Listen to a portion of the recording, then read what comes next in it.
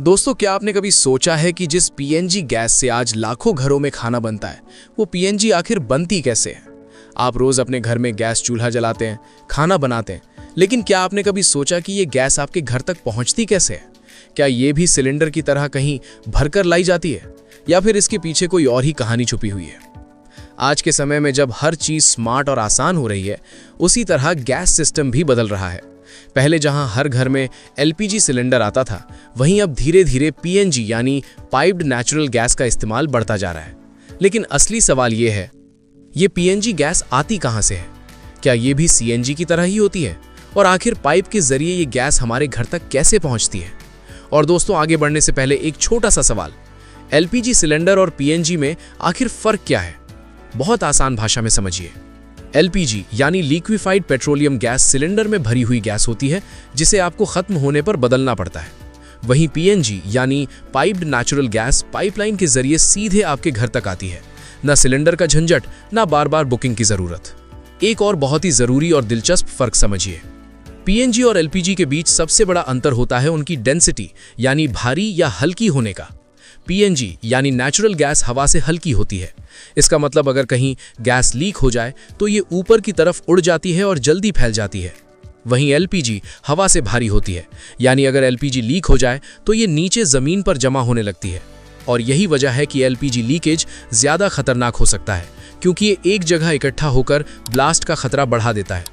आपने कई बार खबरों में भी सुना होगा कि एलपीजी सिलेंडर फटने की घटनाएं होती रहती हैं, जबकि पीएनजी में ऐसा खतरा काफी कम होता है, क्योंकि ये जल्दी फैल जाती है और जमा नहीं होती। इसलिए सेफ्टी के हिसाब से देखा जाए तो पीएनजी को एलपीजी से ज्यादा सुरक्षित माना जाता है। अब दोस्तों, इतना समझ गए तो चलिए असली कहानी शुरू करते हैं। दोस्तों, पीएनजी गैस को समझने के लिए सबसे पहले हमें समझना होगा इसका बेस यानी नेचुरल गैस। क्योंकि पीएनजी कोई अलग गैस नहीं है, बल्कि वही नेचुरल गैस है जो पाइपलाइन के जरिए सीधे आपके घर तक पहुंचती है। अब सवाल उठता है, नेचुरल गैस बनती कैसे है? दोस्तों, नेचुरल गैस भी एक फॉसिल फ्यूल है, यानी इसकी कहानी भी लाखों साल पुरानी है। बहुत समय पहले पृथ्वी पर बड़े बड़े जंगल, समुद्री जीव और पेड़ पौधे हुआ करते थे।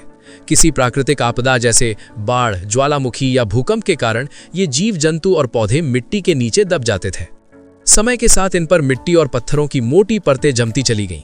अब सोचिए, लाखों साल तक दबे रहने के कारण इन पर कितना ज्यादा दबाव और गर्मी पड़ी होगी। ऑक्सीजन की कमी और लगातार बढ़ते तापमान और प्रेशर के कारण ये धीरे धीरे रासायनिक बदलाव से गुजरते हैं और आखिर में यही बदल जाते हैं नेचुरल गैस, क्रूड ऑयल और कोल में। नेचुरल गैस में सबसे ज्यादा मात्रा होती है मीथेन की।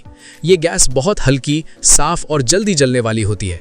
इसी वजह से इसे ईंधन के रूप में इस्तेमाल किया जाता है। अब अगला सवाल, वैज्ञानिकों को कैसे पता चलता है कि जमीन के नीचे नेचुरल गैस है? इसके लिए इस्तेमाल होता है एक खास तरीका, साइस्मिक सर्वे। इस तकनीक में जमीन के अंदर कंपन यानी तरंगे भेजी जाती हैं। जब ये तरंगे नीचे अलग अलग परतों से टकराकर वापस आती हैं, तो उनके पैटर्न से वैज्ञानिक अंदाजा लगाते हैं कि नीचे गैस या तेल मौजूद है या नहीं। अगर संकेत मिलते हैं तो अगला स्टेप होता है ड्रिलिंग। अब यहां शुरू होता है असली काम। बड़ी बड़ी ड्रिलिंग मशीनें जमीन में हजारों मीटर गहराई तक छेद करती हैं। ये काम आसान नहीं होता। कई बार समुद्र के नीचे भी ड्रिलिंग करनी पड़ती है। जब गैस का भंडार मिल जाता है तो वहां पाइपलाइन लगाकर गैस को बाहर निकाला जाता है। लेकिन दोस्तों, यहां एक बहुत जरूरी बात समझिए। जो गैस जमीन से निकलती है वो सीधे इस्तेमाल के लायक नहीं होती। इसे कहा जाता है रॉ नेचुरल गैस। इसमें कई तरह की अशुद्धियां होती हैं, जैसे पानी की भाप, कार्बन डाइऑक्साइड, हाइड्रोजन सल्फाइड और धूल के कण। अब अगर इस गैस को ऐसे ही इस्तेमाल किया जाए तो ये खतरनाक भी हो सकती है और मशीनों को नुकसान भी पहुंचा सकती है। इसलिए अगला स्टेप होता है gas processing. Raw natural gas को एक प्रोसेसिंग प्लांट में भेजा जाता है। यहाँ कई स्टेप्स में इसे साफ किया जाता है। सबसे पहले गैस से पानी की नमी हटाई जाती है, क्योंकि नमी पाइपलाइन में जंग लगा सकती है। इसके बाद कार्बन डाइऑक्साइड और हाइड्रोजन सल्फाइड जैसे जहरीले तत्व निकाले जाते हैं। हाइड्रोजन सल्फाइड खास तौर पर बहुत खतरनाक गैस होती है। इसकी बदबू सड़े अंडे जैसी होती है। इसके बाद गैस को और रिफाइन किया जाता है ताकि उसमें मुख्य रूप से सिर्फ मीथेन बच जाए। अब यह गैस काफी हद तक शुद्ध हो चुकी होती है। अब यहां आता है एक छोटा सा ट्विस्ट। यही गैस आगे चलकर अलग अलग तरीकों से इस्तेमाल होती है। अगर इसे हाई प्रेशर पर कंप्रेस किया जाए तो बनती है सीएनजी, और अगर इसे पाइपलाइन के जरिए भेजा जाए तो बनती है पीएनजी। यानी गैस वही है, बस इस्तेमाल करने का तरीका अलग है। अब शुरू होता है पीएनजी का असली सफर, डिस्ट्रीब्यूशन यानी वितरण। दोस्तों, पीएनजी का पूरा सिस्टम एक बहुत बड़े नेटवर्क पर काम करता है जिसे कहा जाता है सिटी गैस डिस्ट्रीब्यूशन नेटवर्क।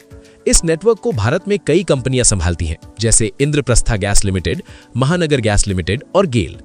अब समझते हैं ये पूरा सिस्टम कैसे काम करता है। सबसे पहले नेचुरल गैस को बड़े बड़े ट्रांसमिशन पाइपलाइनों के जरिए अलग अलग शहरों तक भेजा जाता है। ये पाइपलाइन सैकड़ों हजारों किलोमीटर लंबी होती हैं और जमीन के नीचे बिछी होती हैं। इनमें गैस हाई प्रेशर में बहती है। अब जब गैस शहर के पास पहुंचती है तो उसे सीधे घरों में नहीं भेजा जाता। सबसे पहले ये गैस एक सिटी गेट स्टेशन यानी CGS में जाती है। यहाँ गैस का प्रेशर कम किया जाता है क्योंकि घरों में हाई प्रेशर गैस भेजना बहुत खतरनाक हो सकता है। इसके बाद गैस छोटे छोटे पाइपलाइनों के नेटवर्क में भेजी जाती है। अब ये गैस धीरे धीरे हर कॉलोनी, हर गली और हर घर तक पहुंचने लगती है। अब आपके घर की बारी आती है। जब पीएनजी कनेक्शन लिया जाता है तो आपके घर तक एक पतली पाइपलाइन लाई जाती है। घर के बाहर एक मीटर लगाया जाता है, ठीक वैसे ही जैसे बिजली का मीटर होता है। ये मीटर मापता है कि आपने कितनी गैस इस्तेमाल की। इसके बाद गैस सीधे आपके किचन में लगे चूल्हे तक पहुंचती है और जैसे ही आप नॉब घुमाते हैं गैस तुरंत जल जाती है। अब एक बहुत ही दिलचस्प बात, नेचुरल गैस असल में बिना गंध की होती है, यानी इसमें कोई स्मेल नहीं होती। लेकिन पीएनजी में आपको हल्की बदबू जरूर आती है। ऐसा इसलिए किया जाता है ताकि अगर कहीं गैस लीकेज हो तो आपको तुरंत पता चल जाए। इसके लिए गैस में एक खास केमिकल मिलाया जाता है जिसे ओडोरेंट कहते हैं। इसकी गंध बहुत तेज होती है जिससे सुरक्षा बनी रहती है। अब बात करते हैं पीएनजी के फायदे। सबसे बड़ा फायदा है सुविधा। न सिलेंडर खत्म होने का डर, न बुकिंग की झंझट। दूसरा, ये लगातार सप्लाई देता है।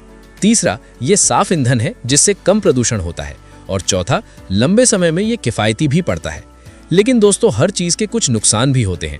पीएनजी हर जगह उपलब्ध नहीं है। इंस्टॉलेशन का शुरुआती खर्च हो सकता है और अगर कभी पाइपलाइन में दिक्कत आए तो सप्लाई रुक भी सकती है। अब एक दिलचस्प सवाल, क्या पीएनजी पूरी तरह सुरक्षित है? जवाब है हाँ। अगर सही तरीके से इस्तेमाल किया जाए तो ये बहुत सुरक्षित है।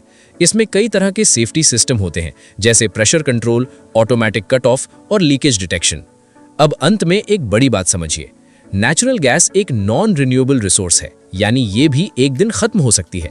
इसीलिए आज दुनिया धीरे धीरे रिन्यूएबल एनर्जी और इलेक्ट्रिक सिस्टम की तरफ बढ़ रही है। तो दोस्तों, अगर पूरी कहानी को एक लाइन में समझें तो पीएनजी की कहानी कुछ ऐसी है। लाखों साल पुराने जीवाश्म, natural gas, extraction, cleaning, pipeline network, city distribution और आखिर में आपके किचन तक। अब जब भी आप अपने घर में गैस चूल्हा जलाएं तो एक बार जरूर सोचिएगा कि ये सिर्फ एक गैस नहीं है।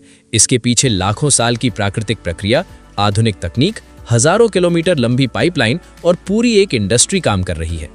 तो दोस्तों, यही थी आज की वीडियो जिसमें हमने जाना कि पीएनजी गैस कैसे बनती है और हमारे घर तक कैसे पहुंचती है। अब आप कमेंट में जरूर बताइए कि आप ये वीडियो किस शहर से देख रहे हैं और क्या आपके घर में पीएनजी कनेक्शन है या अभी भी एलपीजी गैस सिलेंडर इस्तेमाल करते हैं। अगर वीडियो पसंद आई हो तो लाइक जरूर करें और ऐसे ही ज्ञानवर्धक वीडियो के लिए चैनल को सब्सक्राइब करके बेल आइकन जरूर दबाएं। अब मैं चलता हूं। अगर आपको जानना है कि एलपीजी गैस और पेट्रोल कैसे बनता है तो इन दोनों वीडियो को क्लिक करके देख सकते हैं।